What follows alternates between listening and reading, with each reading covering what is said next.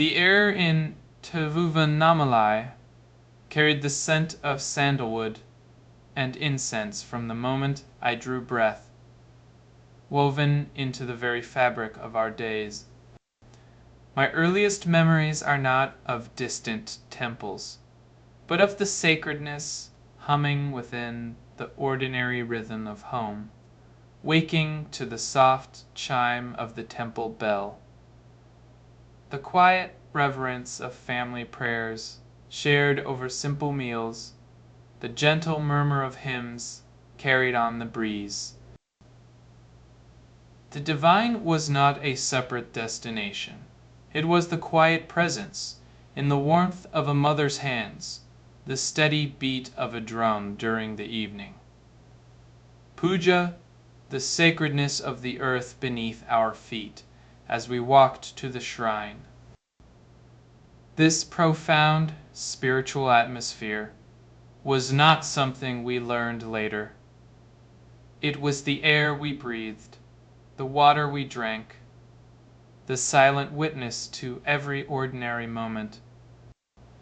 It shaped my understanding of reality itself, where the sacred and the mundane were inseparable threads in the same tapestry, woven together from the first breath of life. The temple bell's deep, resonant sound filled the air, vibrating through the stone and into my bones. Yet, within that vibration, a profound silence arose.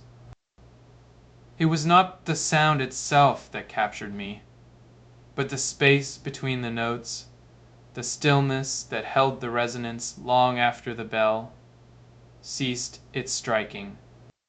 In that silent interval, a question stirred without words. What is this awareness that perceives the sound? What is the witness to the vibration? The ordinary concerns of childhood faded, replaced by a quiet inquiry into the very nature of being, a subtle shift that pointed beyond the surface of daily life towards the unshakable ground. Beneath all experience, this silent observation, this silent questioning, became the first seed of understanding that the true self is not the body or the mind, but the pure awareness that remains untouched by the bell's echo or the silence it leaves behind. The bell's sound filled the air, deep and resonant, vibrating through the temple stones and into my bones. I stood there, 16 years old, watching the bell swing back and forth, its clang echoing in the stillness of the afternoon. Suddenly, the ordinary noise of the world, the chatter of people, the rustle of leaves, dissolved like smoke. A profound stillness settled within me, deeper than the silence of the temple.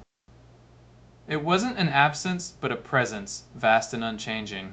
Within that stillness, I felt something utterly new, beyond the thoughts that usually swirled within my mind.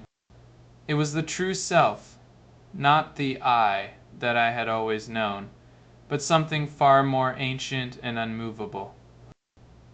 The ordinary mind, with its constant chatter and seeking, seemed to fade away, leaving only this pure awareness, this awakening that felt unexplained yet utterly real. It was the first time I truly touched the source of all being beyond the surface of everyday life. The year 1884 brought a deepening yearning within me, a quiet insistence that could not be ignored. I felt the pull of a truth far greater than the world I knew, a truth that lay beyond the surface of daily life. This was not a sudden impulse, but a deliberate step taken with profound purpose. My heart yearned for the essence of being, not the objects of the world. I sought to move beyond the clinging to identity, to step free from the illusion that I was merely this body and this mind. The Arunachala hills became the chosen path, a silent witness to this inner journey. It was the only direction that felt true, the only path that promised liberation from the false self. I walked away from everything familiar, driven solely by the inner compulsion to find the source of my very existence. The Arunachala hills held me in their quiet embrace, the sacred mountain's presence a constant anchor. My mind, once restless with the world's clamor, began to settle inward with deliberate focus. I turned my attention away from the external noise, withdrawing it from the thoughts that swirled like dust in the wind. This silent turning became my sole practice, a deep and steady inward movement. I did not seek answers in the world beyond, nor did I chase thoughts that came and went. Instead, I fixed my gaze upon the very source from which consciousness arose, the silent witness within. It was not a mental exercise, but a profound stillness, a quiet investigation into the origin of the high, that felt so real yet so fleeting. The shrine's atmosphere, thick with devotion, became the perfect ground for this inward journey, where the mind itself was the object of inquiry. I pursued the thought of I itself, not as a concept, but as the very essence of being. The intensity lay not in effort, but in the unwavering turn toward the source, where all questions dissolved into the pure awareness that is the self. This silent practice, born of necessity in the hills, became the path to understanding the true nature of consciousness. The mind, which had been a restless storm of thoughts and desires, began to settle like dust in still water. I did not try to force it into silence. It simply ceased its churning by itself. As the noise faded, the awareness within became clear, unobscured. It was not a new thing I discovered, but the very ground I had always stood upon, now visible without the veil of thought. The illusion of being a separate, the sense of a small self dissolved like mist in the morning sun. There was no me left to observe the dissolution. Only pure, boundless awareness remained, luminous and still.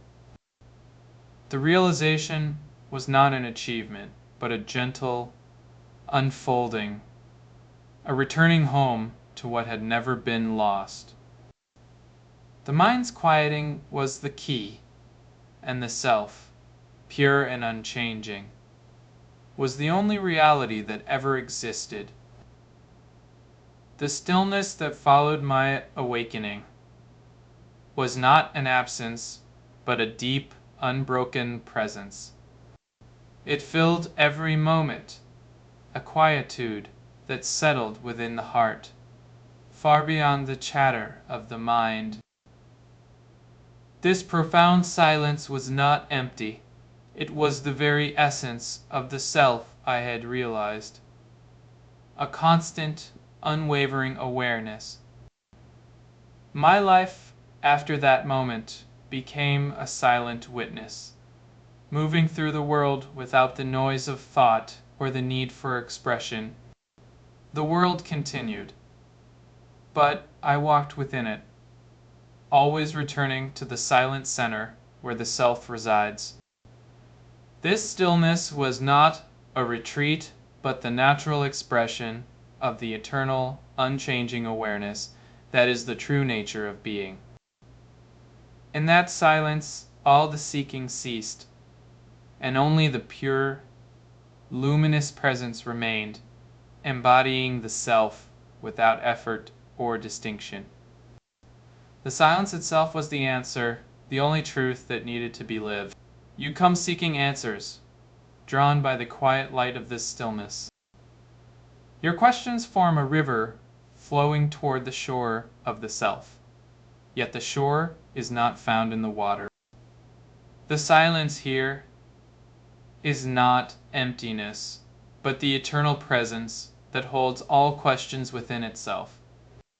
You search for words, but the answers reside in the very stillness.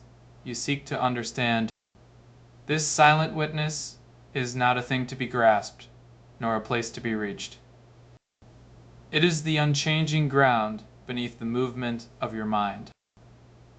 When you stand before this presence, the noise of your seeking subsides, and the truth reveals itself as the quiet space within. The eternal is not spoken, it is simply being. You come seeking the answer, and in the silent witness, the answer is already here, always present, always waiting. There is no separation between the seeker and the sought, only the recognition of the one unbroken awareness. This is the only truth that remains. The question, who am I, is not a philosophical puzzle to be debated or solved intellectually. It is a direct, immediate inquiry aimed at the very source of the I thought itself. This I thought, the persistent sense of I am this, is the root of all identification and the sole obstacle to realizing your true nature. Persistent self-observation, turning your attention inward with unwavering focus, is the essential practice. By constantly questioning where this I arises from within, you trace it back to its origin, which is pure awareness itself. This persistent, focused inquiry dissolves the illusion of the separate ego, revealing the timeless, unchanging reality that is always present. You see, the question, who am I, is not meant to be pondered over like an abstract riddle in the mind, nor is it a scholarly debate to be resolved intellectually. It is a simple, direct act of turning inward, a practical tool for the seeker to confront the very illusion of separation that binds you to the false notion of being a separate individual. When the thought, I am this body arises, or I am this feeling, immediately ask, who is this I that thinks it is this? Do not seek an answer in the mind's chatter. Simply observe the thought itself and question its source. This persistent moment-to-moment inquiry is the dismantling process, directly attacking the root of the false self. It is not about finding some distant truth, but about recognizing the thought as it arises and dissolving it through the very act of questioning. This is the practical method, the immediate path to seeing through the illusion. The I thought, that persistent echo within you, is the only barrier standing between you and the true self. It is the very illusion that binds you to the world of names and forms. This thought, I am this, creates the false sense of separation, making you believe you are a limited entity. But the true self is pure consciousness, unchanging awareness, the silent witness beyond all thoughts. This I thought clinging to the body and mind, is the sole obstacle. It is not the mind itself, but the thought that identifies with the mind. Dissolve this I thought, and the true self, pure consciousness, shines forth as your natural state. There is no other obstacle. It is the only thing that needs to be dissolved. The true self is always present, untouched by the thought. You are not the thought is the obstacle. See through it. It is the only thing holding you back. The true self is pure consciousness, and it is always here, waiting for the I thought to cease. The true self is not a thing to be grasped or a goal to be reached through effort, like a distant star or a hidden treasure. It is not something you acquire or possess, nor is it an object you can point to or describe. It is the very foundation upon which all existence rests, the ground of being itself.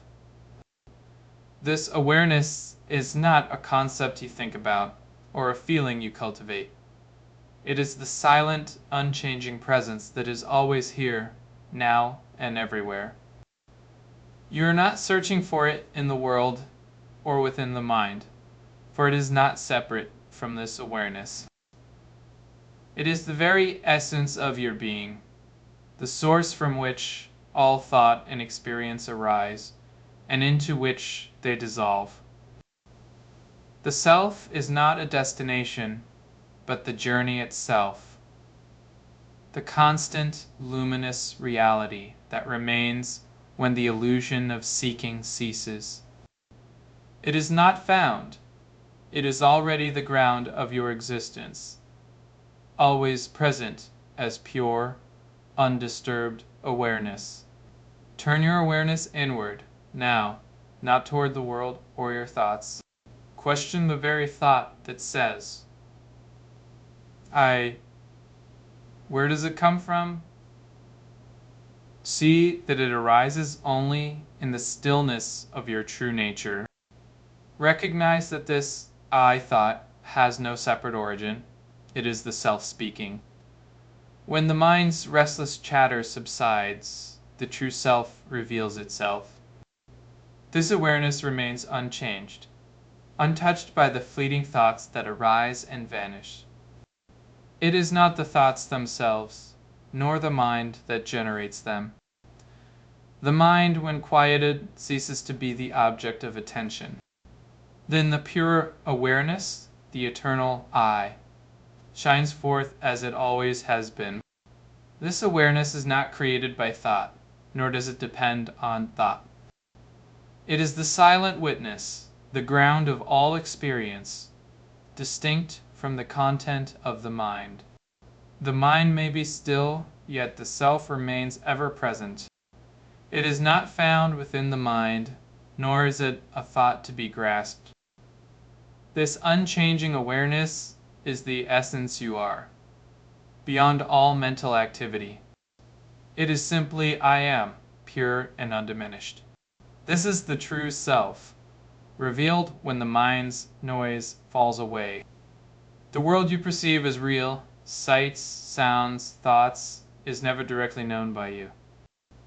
It is only ever experienced through the mind's lens, which shapes and colors everything you encounter. This mind, with its constant flow of thoughts and sensations, is not the true you. It is merely a play of consciousness, a temporary reflection. The mind itself is an illusion, a mere appearance arising from the self. The self remains untouched, pure awareness, the silent witness behind the illusion. The world is not separate from this awareness. It is experienced only through the mind, which is ultimately an illusion of the self. The true reality is the awareness that remains when the mind's activity ceases. When the thought finally ceases, there is no longer any I to be found. It simply stops like the flame of a candle going out. What remains is not a new thing, nor a feeling, nor a thought. It is pure awareness, unchanging, untouched by time or space. This awareness was always here, but it was hidden by the constant movement of the I thought. Now, with the cessation of that thought, the true self shines forth clear and silent. There is no object to be perceived, no subject to perceive, only pure, luminous being. This is not something you attain. It is the natural state that appears when the false I dissolves. The mind, which was the instrument of the thought, becomes still. Only the awareness remains, vast and unchanging. You are not the thinker. You are the awareness itself. The I thought is gone, leaving only the silent, pure presence. This is the realization. It is the end of the journey, not the beginning of something else. It is simply being.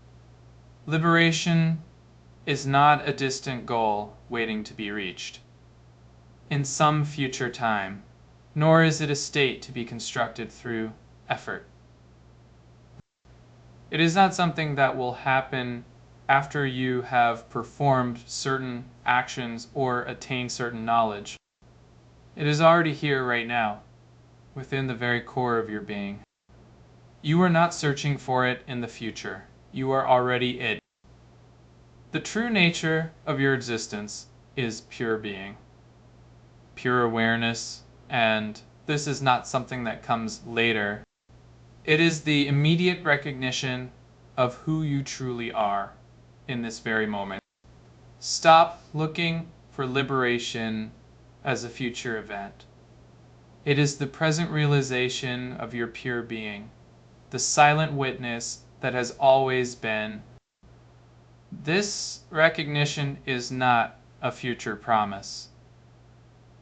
It is the now, the only reality. You are not searching for the self.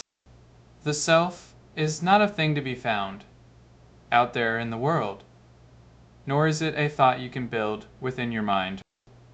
It is not an object to be grasped, nor a concept to be imagined.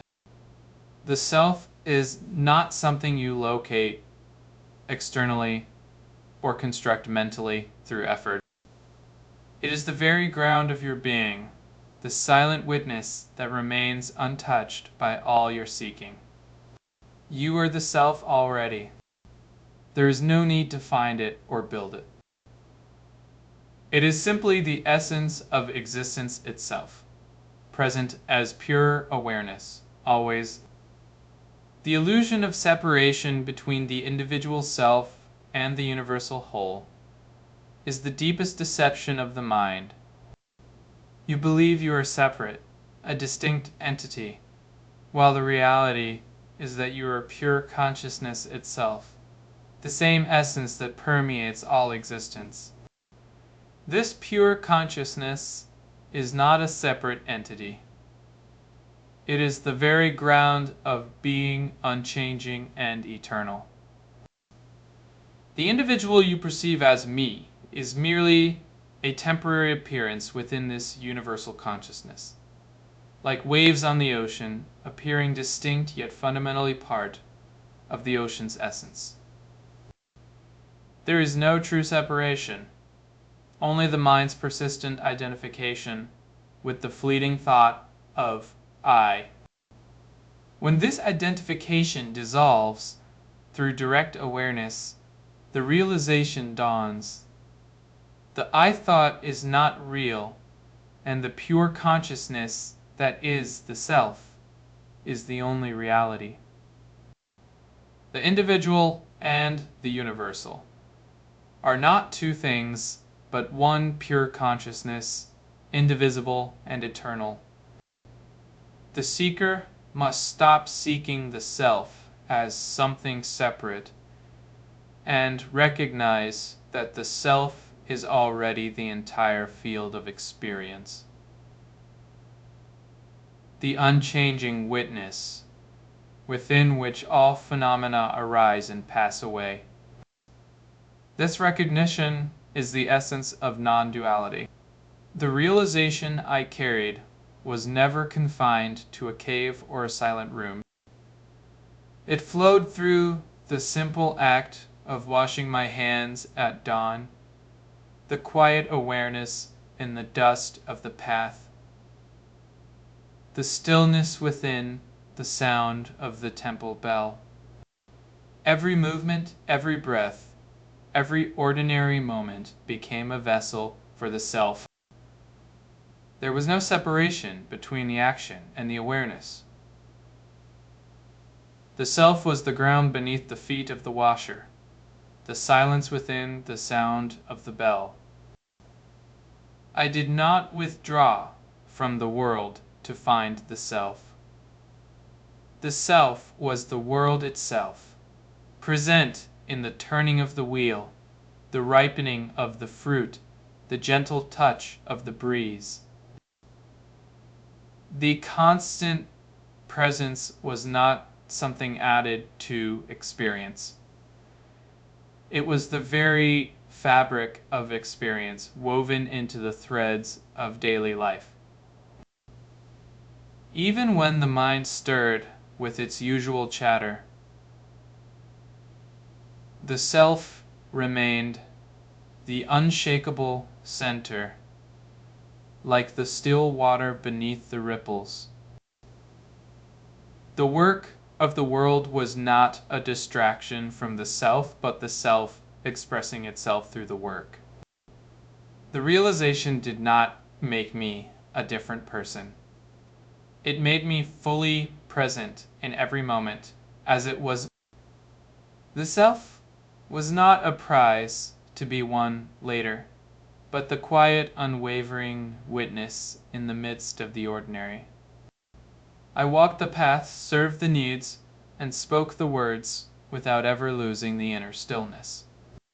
The self was not a distant goal, but the immediate presence within the act itself. The constant presence was not a concept I thought about.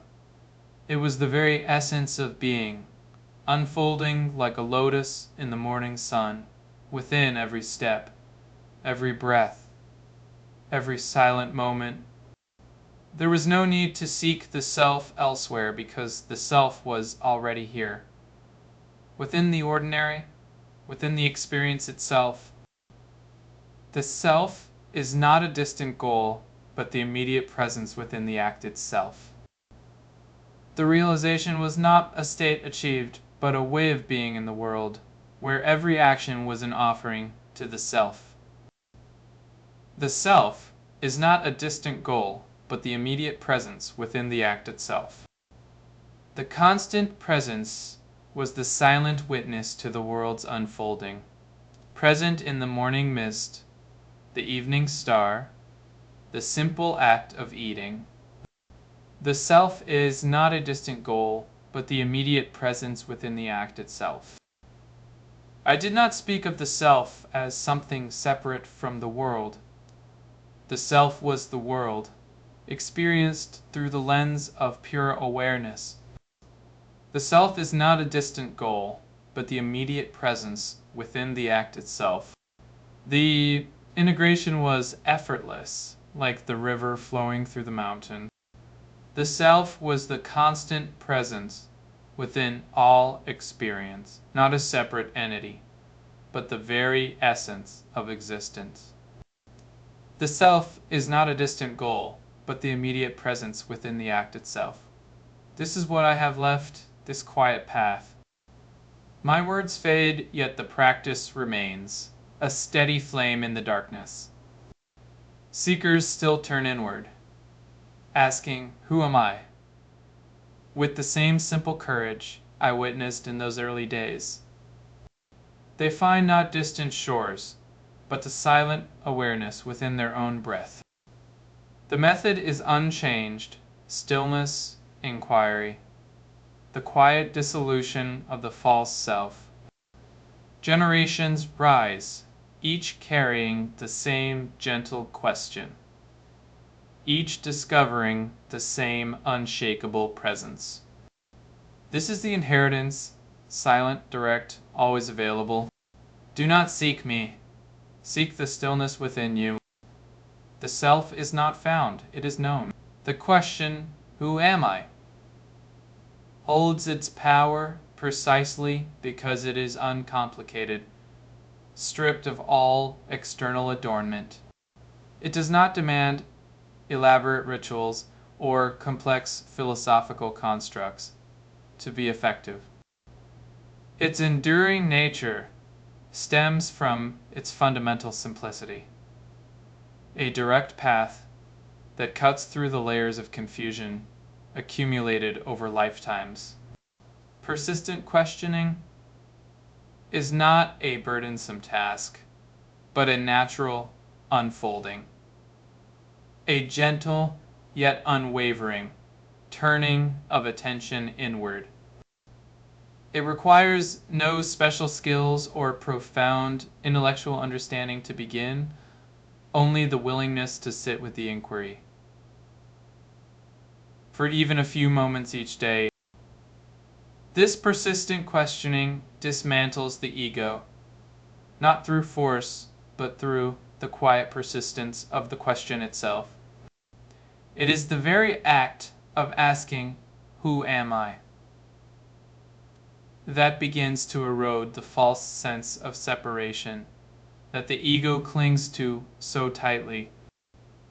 The ego, that restless construct of thought and identity, gradually dissolves when faced with the persistent, unflinching inquiry into its own origin.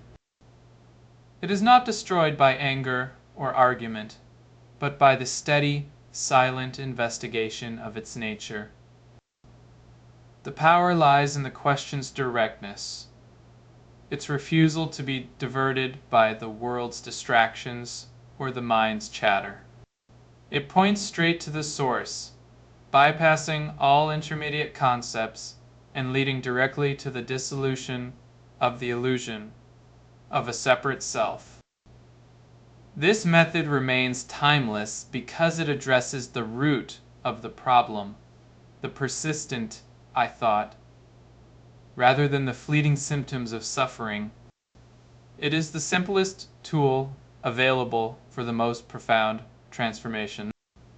The ego has no defense against this persistent questioning.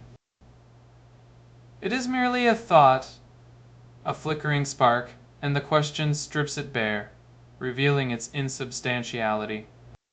The mind's resistance fades as the question becomes the only reality. In the quiet persistence of asking, "Who am I?"